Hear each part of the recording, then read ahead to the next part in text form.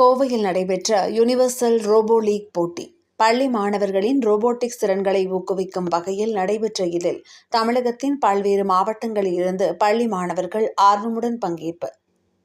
பள்ளி மற்றும் கல்லூரி மாணவர்களுக்கு ரோபோட்டிக் மற்றும் கணினி தொழில்நுட்பம் சார்ந்த மென்பொருள் கல்வியை வழங்கி வரும் ரோபோமேட்டிக் நிறுவனம் சார்பாக கோவையில் யுனிவர்சல் ரோபோ லீக் எனும் தேசிய அளவிலான ரோபோட்டிக்ஸ் மற்றும் தொழில்நுட்ப திறன் போட்டி நடைபெற்றது.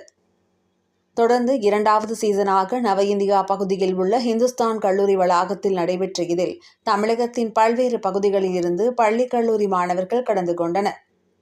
ஜூனியர் மற்றும் சீனியர் என இரு பிரிவுகளில் நடைபெற்ற போட்டிகளில் ஹேக்கத்தான், புதுமையான திட்டங்கள் உருவாக்குதல் என பல்வேறு பிரிவுகளில் மாணவர்கள் தங்கள் திறமைகளை வெளிப்படுத்தினர். ஜூனியர் பிரிவில் 253 அணிகளும், சீனியர் பிரிவில் 32 அணிகள் என 1000க்கும் மேற்பட்ட மாணவர்கள் போட்டிகளில் பங்கு பெற்றனர். போட்டிகளில் தேர்வு செய்யப்பட்ட சிறந்த அணிகளுக்கு ரொக்கப் பரிசு மற்றும் பாராட்டுச் சான்றிதழ்கள் வழங்கப்பட்டன.